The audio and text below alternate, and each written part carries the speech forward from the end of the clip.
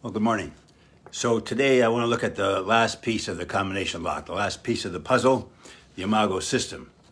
And I truly believe that Harville and Helen made a huge intuitive leap in our understanding of relationships when they made the connection between the unconscious image a child would make of the person who loves me, who takes care of me, who meets all my needs, and the import or impact of that image in mate selection.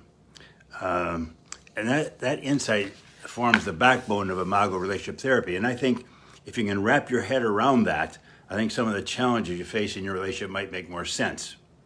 Think about it. From an Imago point of view, the person you're with often has some of the positive but also negative traits of your childhood caretakers. And just like your parents weren't perfect, you're not perfect, I'm not perfect, whoever raised us, and you raising your children, you're not perfect. And their image of the person who loves me, who takes care of me, who meets all my needs, will automatically have both positive and negative traits because none of us are perfect. All right, and so inevitably that image that's already hardwired in our brain of the person who loves me, who takes care of me, who meets all my needs. What Harville and Helen are saying is that image has impact when it comes to mate selection, and it it tends to be the negative traits that bring tension into the relationship because it taps into needs you didn't get met as a kid. So you replay the same scenario, and then of course it doesn't work again. Okay, and then that's when we get caught in the power struggle. Now, no one would consciously choose someone who couldn't meet their needs. Okay, but unconsciously, we tend to choose somebody like our childhood caretakers, who didn't meet certain needs, did not meet certain needs the first time around, and then we just repeat the pattern. So what's the solution to all that? Well, we have to become more aware, more conscious, okay? But still, we're left with a conundrum. Think about it. If my partner didn't get certain needs met growing up, and then she marries me who can't meet those needs, will those needs ever get met? And that's really what Harville was told when he was trying to fix his first relationship. I think 8 years of therapy, he was basically told, grow up. You'll never get the needs met you didn't get met as a kid in later life. But he somehow believed that if there's a need, there's got to be a way to fulfill it. But he was stuck. And then when the answer came, it was pretty simple. The only way my partner will get her needs met that didn't get met in childhood is if I grow and stretch and give them to her. But in so doing, I really do heal a part of myself. You know, she really has the blueprint for my growth, but I have to be aware, I have to be conscious if I can cooperate with it. All right?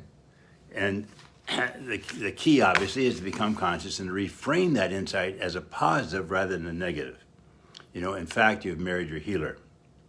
And so the metaphor I use to sort of how it works for my partner and me is I come out of childhood with a hand that doesn't work and I can't stand up straight.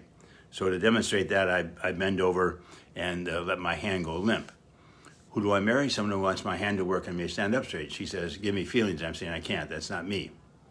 But as I become conscious and as I stretch to meet her needs, her very legitimate feeling needs, so as I sort of stand up and lift my hand up, I not only meet her very legitimate needs, but I heal myself too. So for me, it really is a win-win situation. So from an Imago perspective, the last piece of the combination lock is that you're with the right person, but there's work to be done because we're all bent out of shape a bit. But if we can reframe it, and if I can, and often it's my weak suit that my partner wants, but if I can stretch to try to give her that, then I really do heal myself too. Okay, so you have the blueprint for each other's growth toward wholeness, but you have to be conscious of the intricacies of that blueprint. Again, think about it. None of us had all of our needs met 100% as kids, and this is not about blaming parents. You know, all parents do the best they can do, but we just haven't figured it out yet. And so Harville and Helen suggest that the way we discuss marriage and wholeness in Imago is by saying the unconscious purpose of marriage is to finish childhood and to go on to live your best life.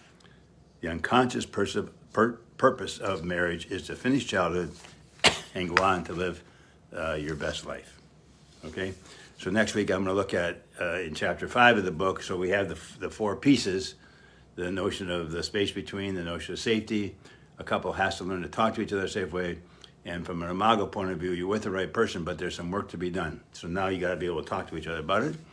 And so, chapter 5, I call it personalize your playbook.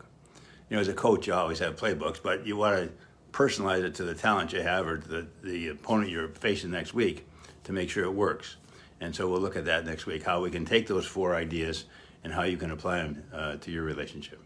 Okay? I hope this helps because it's a key insight, but it tends to make sense of some of the craziness that goes on, because often what we want from our partner the most, they can't give at the start. But if they can become conscious, and as they can stretch into meeting some of those needs, then it's a win-win for all of us. Okay? Have a great day. Cheers.